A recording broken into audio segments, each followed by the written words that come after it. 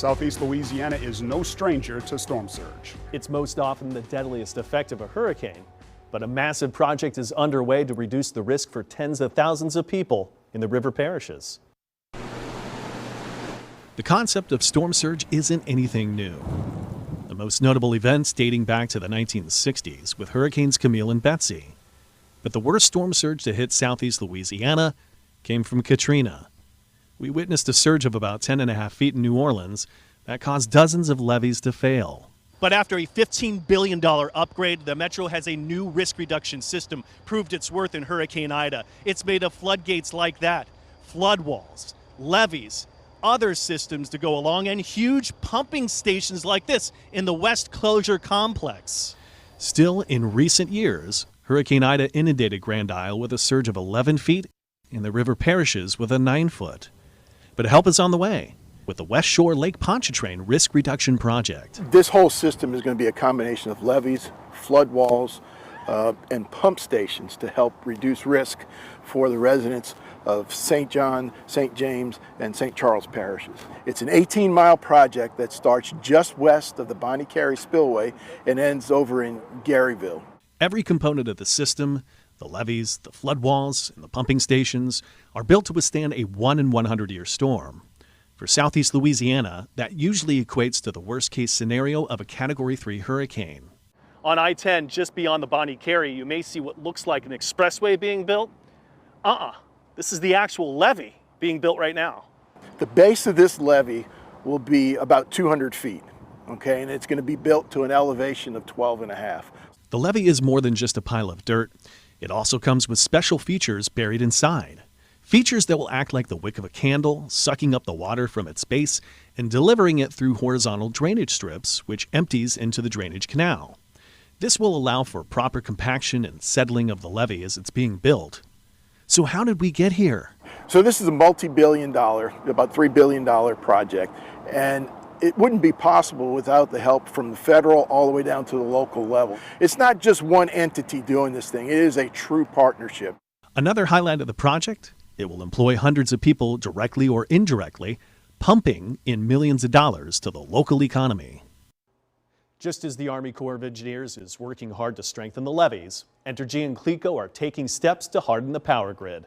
Here's WDSU First Warning meteorologist Jim Sion. Perhaps the most frustrating aspect of life after a hurricane is the days and weeks without power. However, steps are being taken by both CLECO and Entergy to improve the grid after Hurricane Ida wrecked it nearly 3 years ago. We actually started improving our system before Ida in 2019. We developed an 8-year plan to upgrade our system and make it more reliable for the people who live here. Part of it is replacing poles.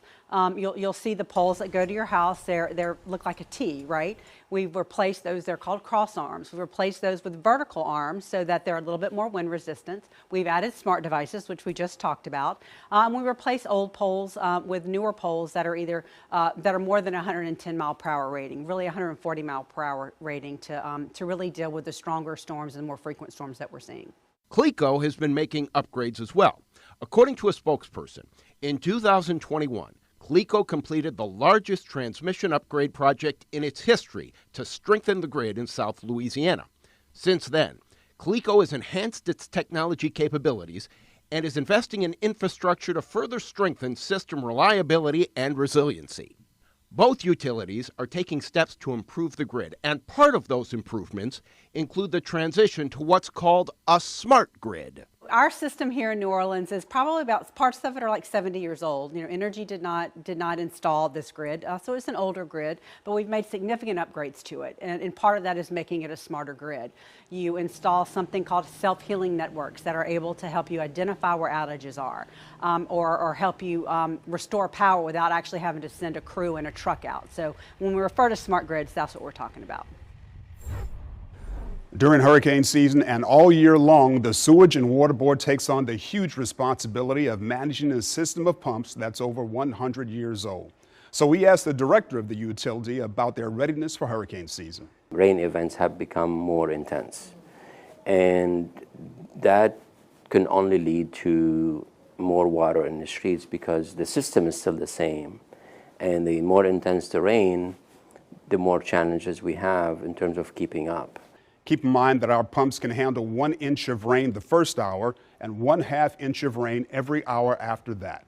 That's 380,000 gallons per second, 1.3 billion gallons per hour. If we get more than 2 inches of rain the first hour, we've already overrun the system.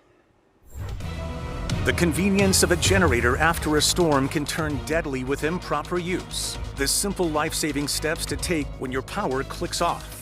What you need to make sure you have in your hurricane kit so you're prepared before a storm makes landfall.